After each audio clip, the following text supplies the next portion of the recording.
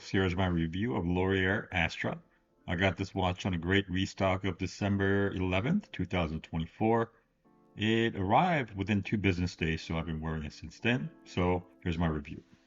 Quickly going over the presentation, I had the Falcon version 2 a long while ago, and the presentation has really improved since then.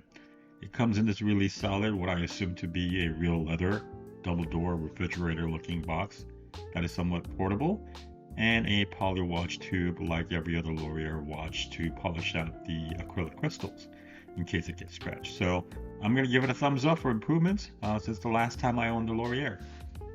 So you have a 36 millimeters in diameter, 11 millimeters in thickness, with 2 millimeters of that being the dome crystals, and the lug to lug is very compact, 44 millimeters.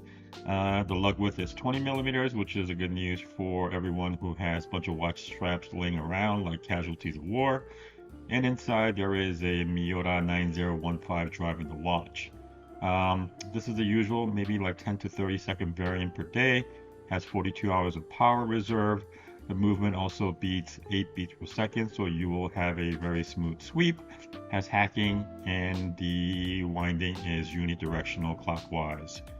I would say, speaking of the rotor, there has been a little bit of complaint about this particular movement, saying that it's a little bit loud, and I think it's a little bit exaggerated, honestly. I own Young Hands Maxwell chronoscope. I talked about it in the review of why I got rid of that watch. You could hear the movement of that watch from the other room, but this one, you would have to kind of like listen for it, I would say, to hear the movement. So you definitely can hear it, but it's not to the extent of the Young Hands that I experienced. And I would say the complaint is a non-issue for me as far as the noise of the actual movement itself. Now moving on to the bracelet, I love this bracelet. I wouldn't call it a jubilee. It's more like a beads of rice, a rice that has been flattened. So let's say beads of poha bracelet. So poha is an Indian dish with flattened rice.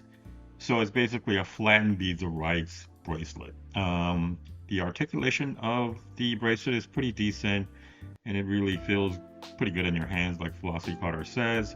It's the usual 20 millimeters to 16 millimeters taper, and the clasp has 3 micro adjustments, and it is a mid class. And I really can't find any cons with this particular bracelet. I really love this bracelet.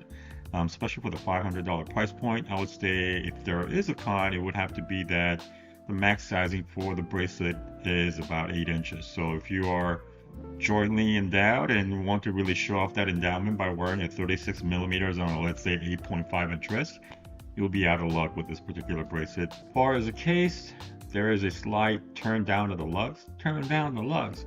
Also, the lug is drilled for easy strap exchange.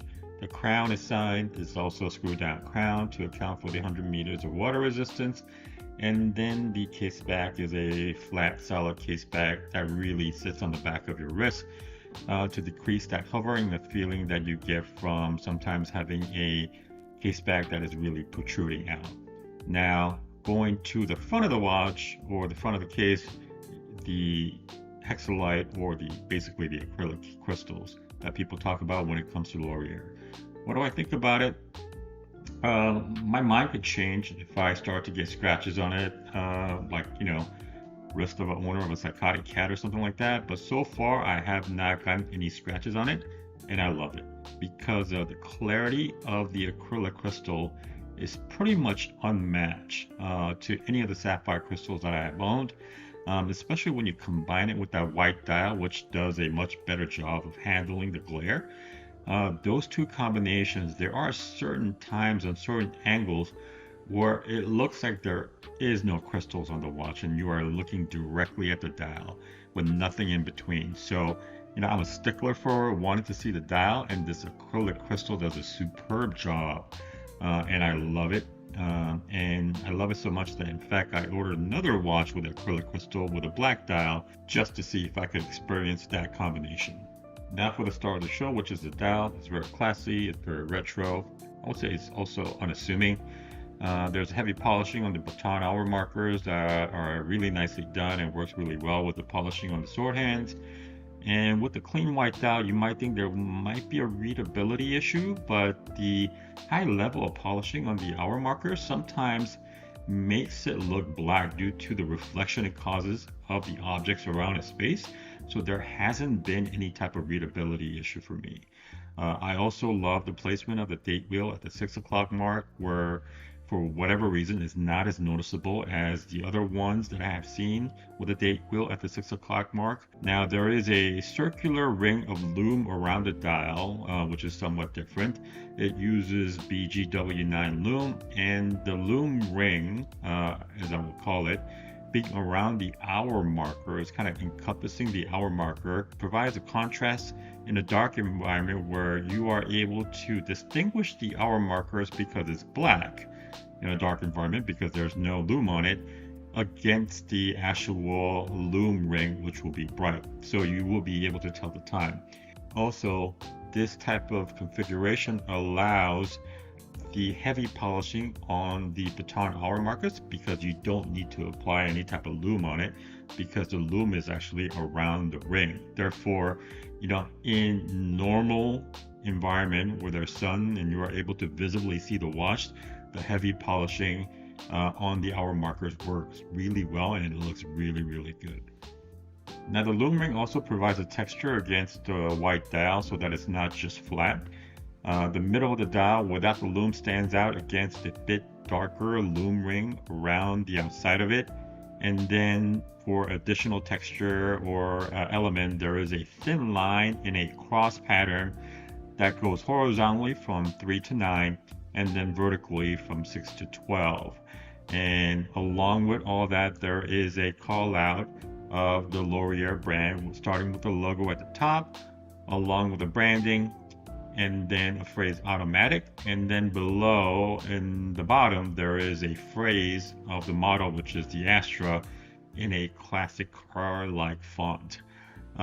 If there is a con to this dial, I would say it's probably the use of lollipop secondhand on the watch, which I feel like it kind of throws off the sharpness of the rest of the watch in my eyes. I mean, I see why they did it because the lollipop circle actually has a lume along with the lume inside the hour and the minute hands so that you could kind of see the time in the dark environment. But for me, I'm just not a big lume guy, so I would have much preferred that they would just use regular secondhand, a sharp secondhand, just to fit along the elements of the watch, which is very, very sharp. I say in conclusion, this particular watch, Laurier Astra, is a form of a GADA watch. So for folks who are not aware, GADA stands for Go Anywhere, Do Anything type of watch. I would say it's a form of it because I think this is a metropolitan GADA watch. So if you're in the city, I think you could wear this watch to pretty much anything you're doing. So you are going into work, I think this watch is perfect. If you're going into dinner with a couple friends, I think you could wear this watch with no problems. Let's say you're going on a hinge date after you lied about your height. Boom, this watch has you. I think you could wear this watch pretty much anywhere in the city, and because all my activities are kind of based around being in the city, I love this watch. I say the caveat, if you are interested in this watch, is that a lot of the times it's out of stock.